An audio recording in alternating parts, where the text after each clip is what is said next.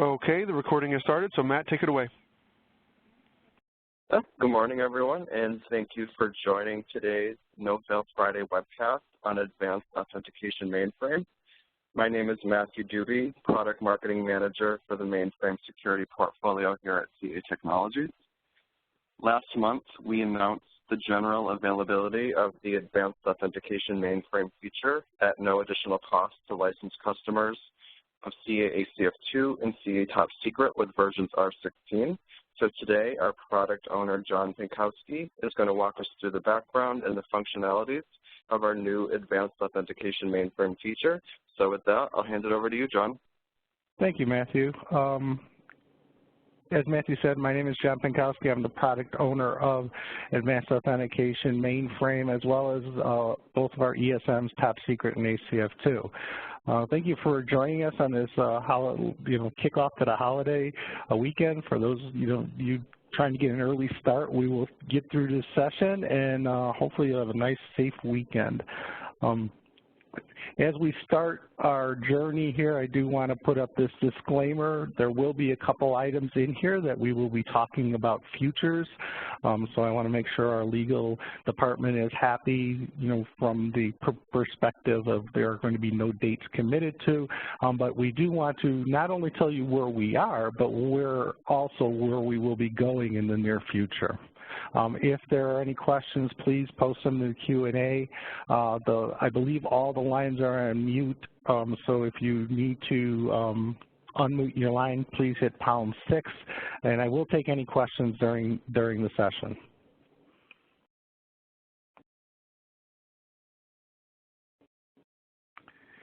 Quick agenda overview. It's really short, precise session that we will be going through. We'll be going through an overview of what we are proposing for Advanced Authentication Mainframe. We're going to discuss what is available today, a short description on how easy this is to implement. If we want more details, please, we'll work through support and or documentation, DocOps sites to go into really nitty-gritty details. And then, of course, what I also would like to touch on is what is going to be coming in the near future.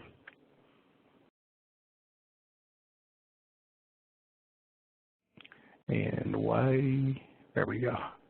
Quick overview. A lot of people, are asking what is multi-factor authentication. If you notice, we really branded the feature Advanced Authentication for the mainframe, because not only are we talking about a true multi-factor of the three categories of a knowledge factor, an inheritance factor, a possession factor, or a location factor.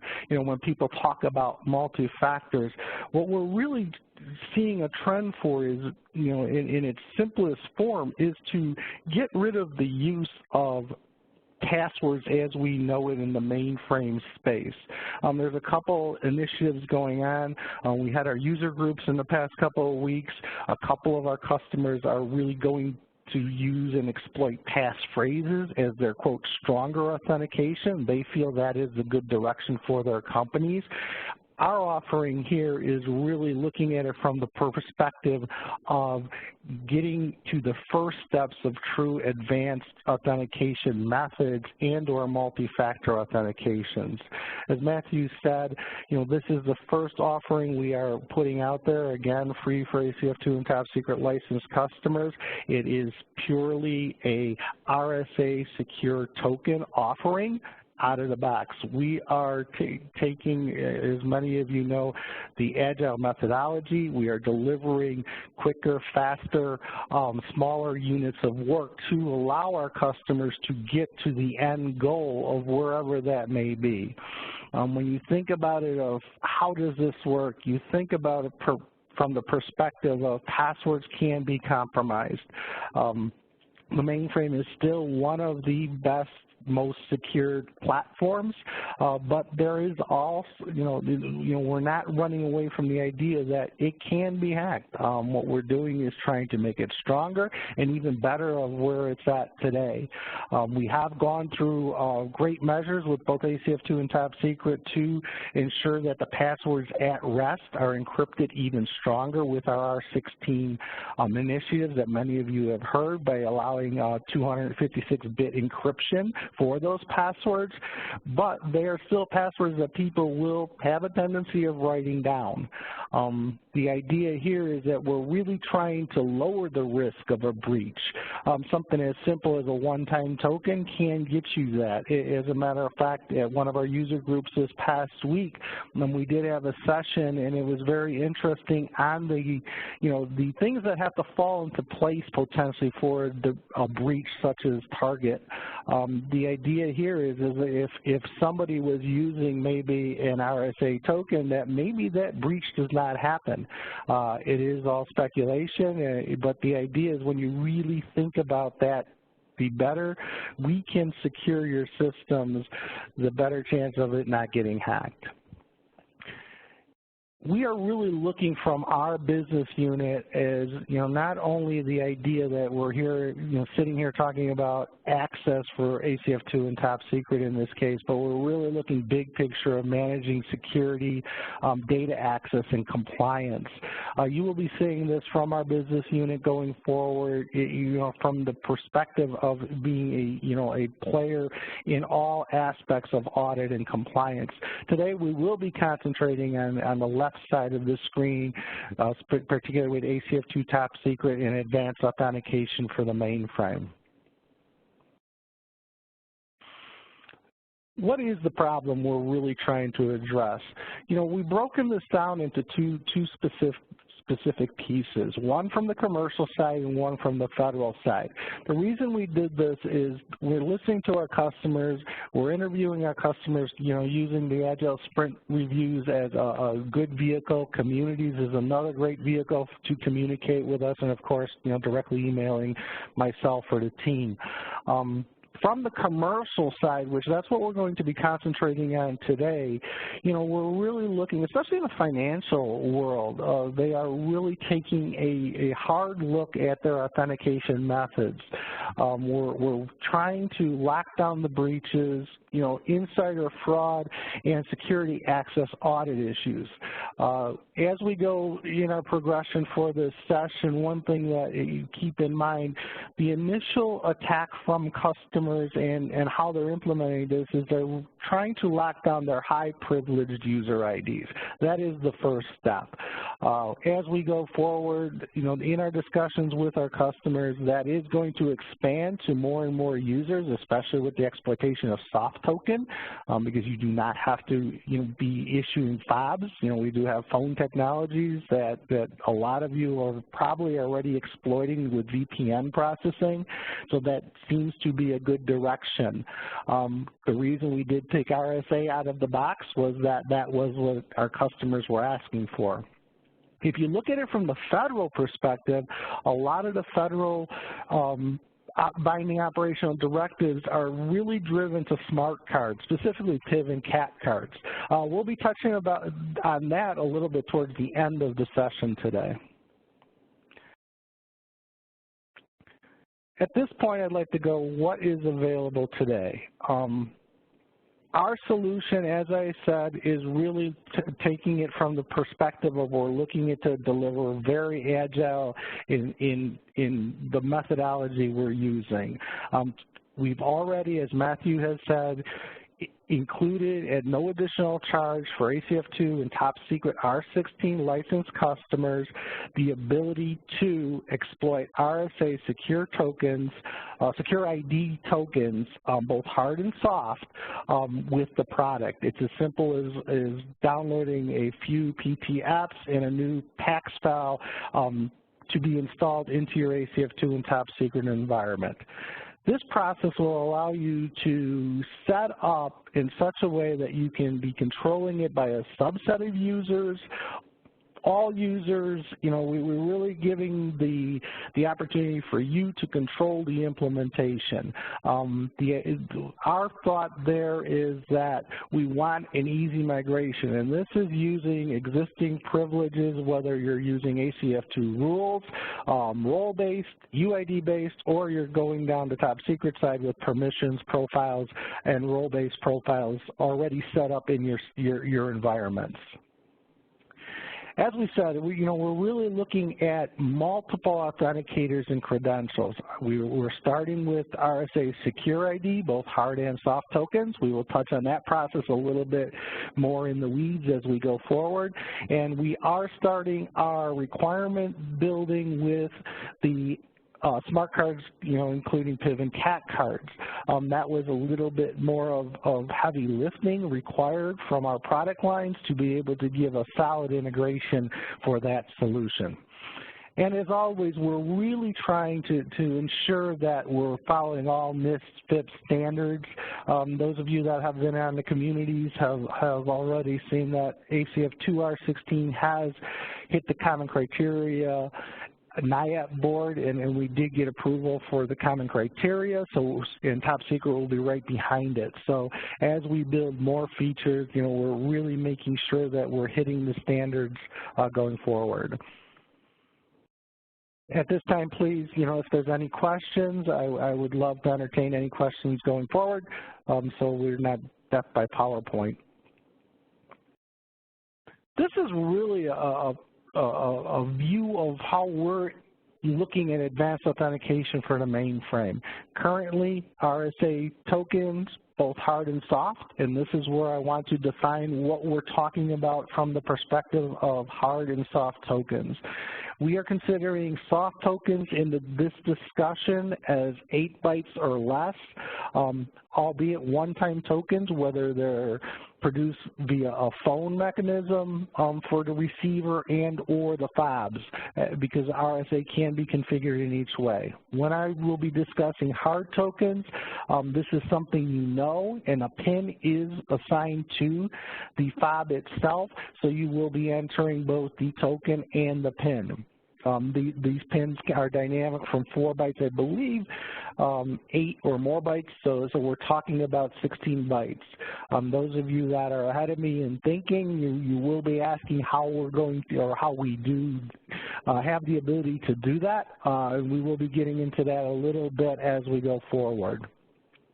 As we said, we want to be able to make this as flexible as possible from an activation perspective. Anywhere from your security, senior security officers all the way down to all your mainframe users. We've had conversations with our customers. There are different attacks from this and the way they're attacking it. The initial ones are their sysprogs and their security administrators. Others are looking at it from the perspective of who can get to what data. If you remember the initial screen that I put up there at the overall view, it's the idea of securing your data as well as your security administrators or sysprogs that have the power to manipulate security settings. So both are being looked at from our customer's perspective, and we want to be there to be able to get to the end goal of where they want to be. One of the things that we did encounter as we were going through our sprint reviews is the idea of rolling this out into, big environments, including your disaster recovery sites. As customers are rolling this out, their disaster recovery sites may not be in a position right now at this time to have advanced authentication method mainframe activated. So we are also given the ability to control whether you are under the advanced authentication mainframe methodology or not. This allows the customers to toggle this on or off, fall back to the ESM passwords if they need to, because they still will be maintained in ACF2 and top secret. And we'll touch on that, why we're also doing that in a little as we go further.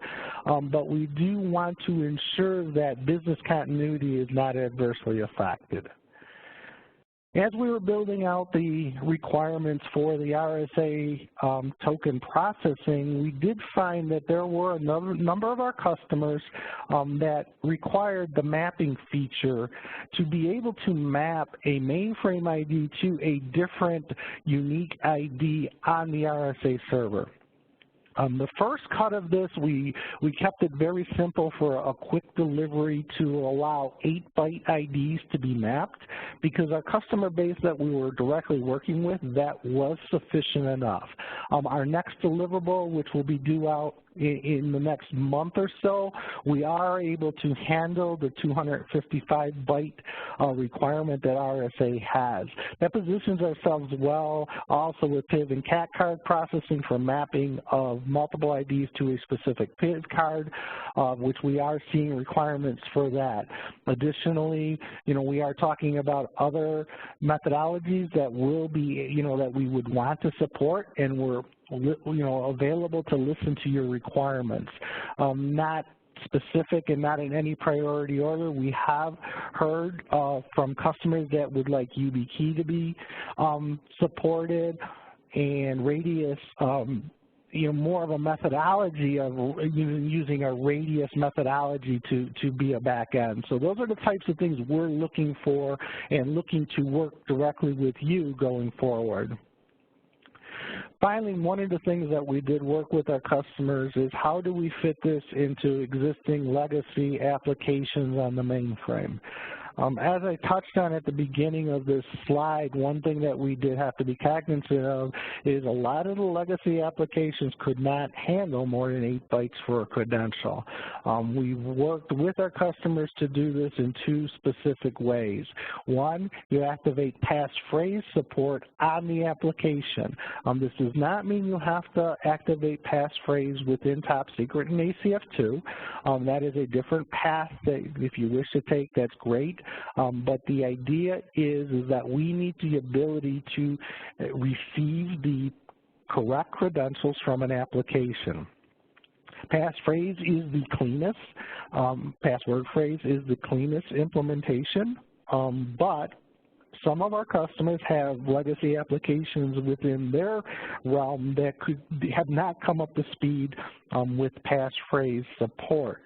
So a second method that we do allow, it's not my favorite from the perspective of supportability, but it is supported, is the overloading of password and new password fields. Basically, in most simplistic words that I can figure out is that you would enter your token in the password field and your PIN in the new password field. The application, if compliant, will re-prompt you for your PIN, and in the end, ACF2 and Top Secret will concatenate this information and then do the validation going to the RSA server. As I said, not the best solution, but it is allowing our customers to migrate this faster without application changes, because in this case, all you have to do is educate your users. One of the reasons that this was acceptable to our customer base is a lot of them are hitting the senior security officers or security teams out of the box. So therefore, the education is in a very small group of people, so they feel that this is okay to get started with. In the end, I do believe it'll be passphrase to be activated and supported with all the applications once they get to all mainframe users. Additionally, where we can, we have the ability to control this by application, whether it's CICS, IMS, TSO. Some customers are locking this down only for TSO users because they are, again, tying it to their security administrators, and that's where they administer ACF2 and Top Secret. That will get them through their regulations and their audit control for the first step. Again, they're looking at it from an agile perspective, whether they're actually doing agile or not. We're really trying to hit all the buttons correctly for migration. Questions, thoughts on that? Again, #6 to unmute if you're on mute.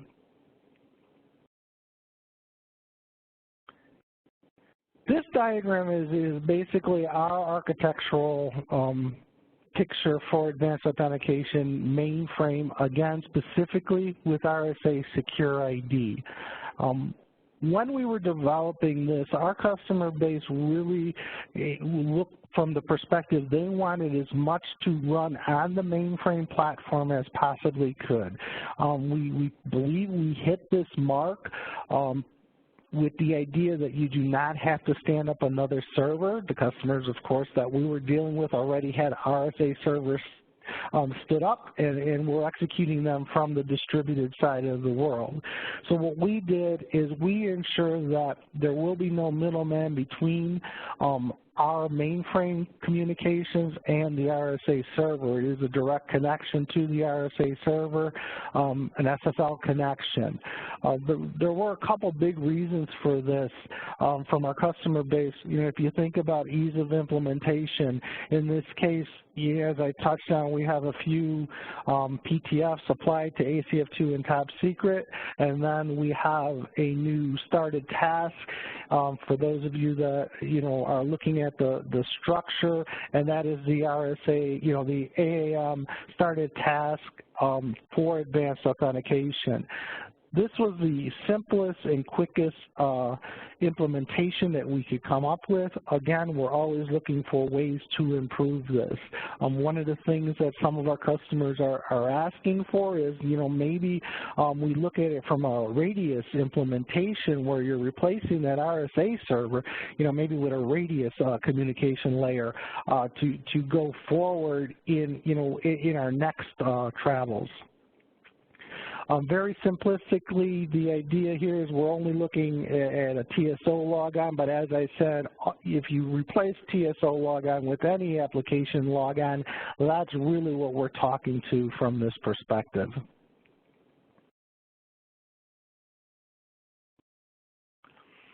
This is a reference architecture. Again, this is getting even a little lower of what is exactly happening on the mainframe. The idea here is we did not want customers to have to mess with any exits.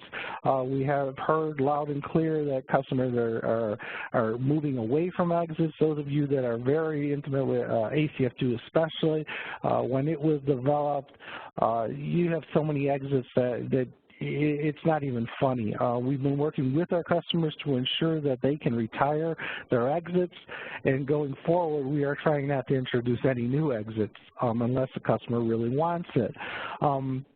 The simplistic view of this is that, and the important thing of this is the lower box of the MAA address space. This was all written, or I shouldn't say all written, this is predominantly written in Java. We did this for a couple of reasons. One, we wanted to be able to have customers be able to exploit their zip processors, so this way we can not adversely affect your general CPU, because that is becoming more and more of a question in customer sites. So a lot of the processing does run zip enabled. Additionally, we are able to use this layer in a couple of our other products offerings, such as data content discovery. So this way we are coming up with bulletproof code that is being shared with our product lines to give you faster delivery and a better quality. Currently we have 3 patents published against this reference architecture, and then also we have a couple patents published against the data content discovery architecture. So this is, you know, industry standard, you know, bulletproof type code that we're really trying to deliver in a fast way. I'm going to touch on implementation here. As I go through the implementation, I will also be mentioning a couple gotchas as you go and interview your lines of business. One of the things that we did find out as we were talking to the security department, which is driving this implementation through their auditors, what is really important is you do talk to your lines of business as you're investigating the best methodology that you are going to use to get to advanced authentication. In a couple places this was overlooked and dismissed a little bit by the security and audit departments. I do want to give you a word of warning that is very important to talk to your lines of business going forward. From a top secret perspective, it's pretty simple. You know, those of you that are in top secret world, you know, all we're doing is putting up a modify command to say we're working with RSA, and then it's as simple as setting up the permissions for the users, and in this case, we're specifically earmarking TSO or CICS production facilities. This was done, you know, with the help of our customers. They felt that they would like as much granularity as possible. You know, in the true sense of transparency, one thing that there is a limitation on how well we can control this, because it is in some cases up to the application to pass us the information to give the specific 100% granularity. We are working with our customers to ensure and to work in step with them on how granular you can lock down your systems. This did become an issue with a couple real old legacy applications because they were not identifying the application that they were coming through. So there really, in that case, is no way to set up a granular case. So now you're going back to the higher level, and it is by user ID. We are working with our customers to come up with more robust granularity, and actually those of you that are running RACF, ACF2, or Top Secret, you see this in a number of places, including certificate granularity. So this is a direction to allow as much granularity for the user as possible. Similar ACF2 activation, pretty straightforward. The idea of we have a GSO record to allow the class mapping of whatever resource you want. We do come out with a default, but of course we give you the ability to override that. The idea then is then to set up, to rebuild it to ensure the class maps are set up correctly, and then from that perspective, then it's just as simple of setting up a rule. In this case, the example is a role-based rule because we do have a number of customers starting to get to the idea that they want to get roles, so I threw that example in here. Of course, tried and true UID structures are allowed to be able to be configured, but at this time, if we do have any customers interested in going into details, please look at our DocOps site. The documentation has been posted, and we feel that any questions after that, please open up a case, and we would be more than happy to have one-on-one conversations with any customers from that perspective. My contact information is at the end of this presentation. One of the other gotchas that we did come up, and you will have to look at this from, again, your lines of business, are those of you that are exploiting session managers such as TPX. One of the issues that some of our customers ran into, the security department and audit department was setting the standard to say that you must use AAM for all your connected sessions. To be honest with you, that did not go over very well with some of their lines of businesses. Because if you look at a session manager, and it's such as TPX, you can configure it where it will be doing playbacks of your password. Obviously, if we're going to an advanced authentication for the mainframe methodology, this does not play well because there is no password to play and replay over and over again. That is the strength of the authentication method. Some of our customers are looking into activating past tickets, and they feel that is strong enough. Others are saying that, no, this will be the new mandate and that every session that you're going to connect to will require a re-authentication with a new token.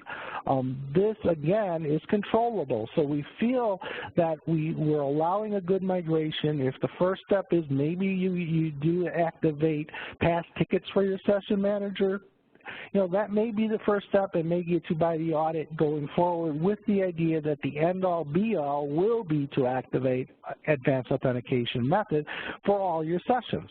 Again, we're leaving that up to you to do implementation, because we know we have a number of large entities that this will not be implemented overnight.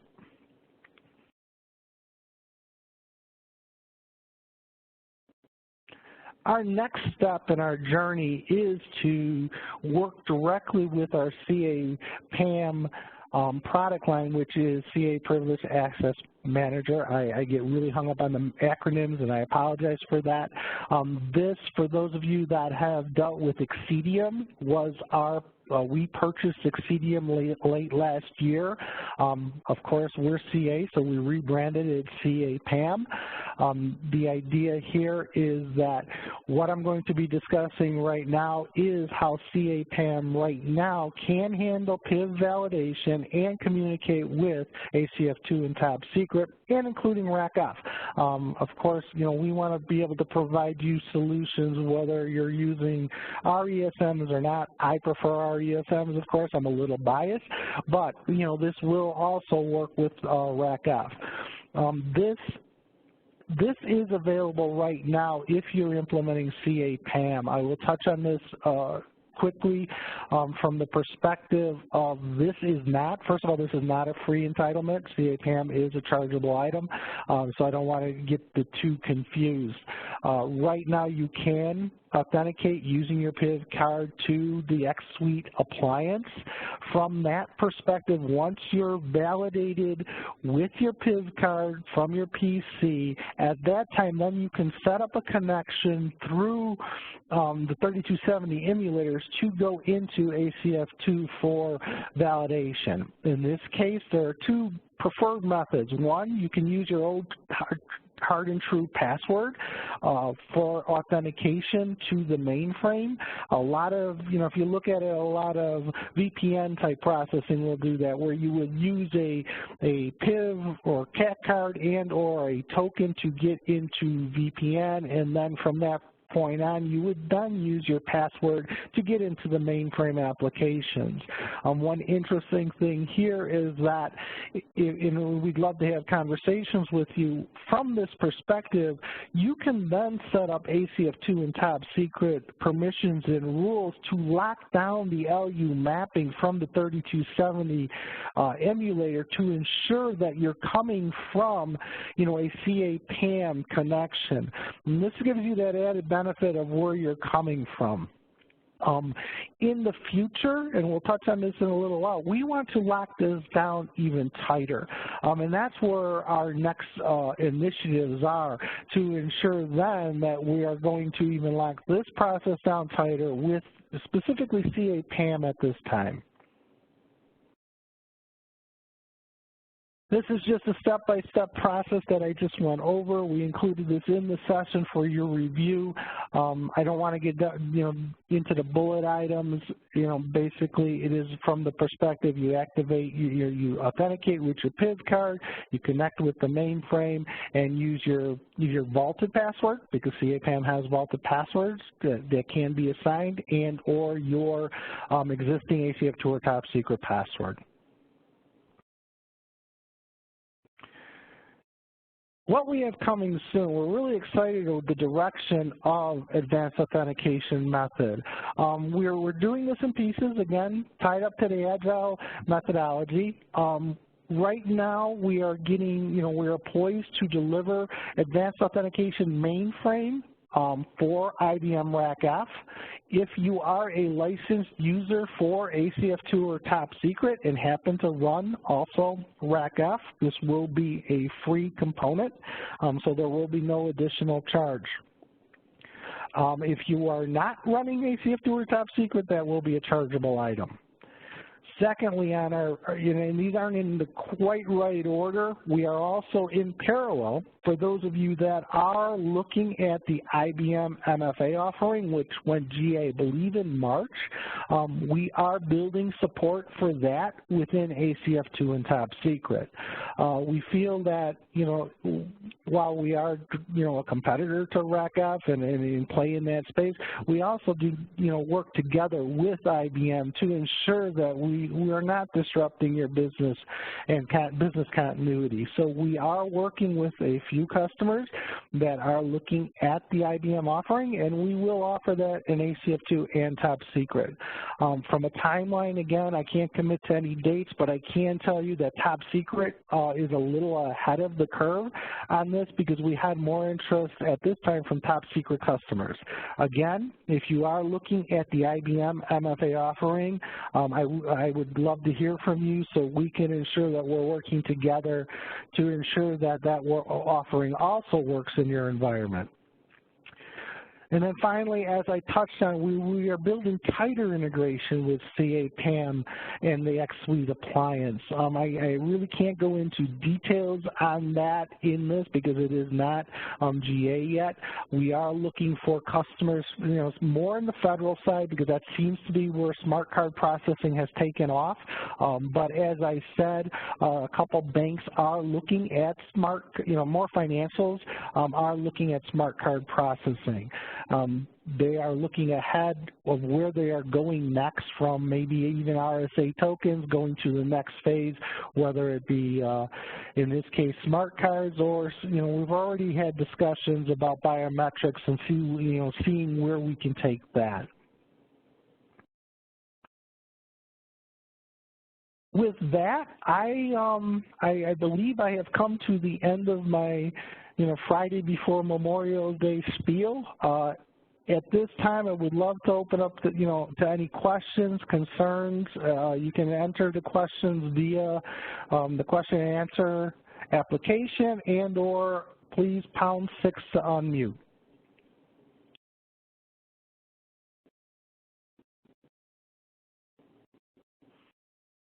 Matthew, Len, I do not have any questions coming up on my board. I'm not sure if you are seeing anything. No, John, I'm not seeing any questions either. I guess your presentation was just so comprehensive and complete, or everyone's a little bit drowsy this morning. I guess if we don't have any questions, we can go ahead and wrap up. For those of you on the webcast, we'll be posting the replay of this session in the community either today or early next week. I thank you for your time today, and thank you, John, for a great session. Okay, thank you, everybody. Have a great, safe Memorial Day weekend for those of you that are in the States. And please, if you have any questions that you could not discuss on the session, I am always willing to talk to anybody, anywhere, anytime. Thank you very much. All right. Thanks, John.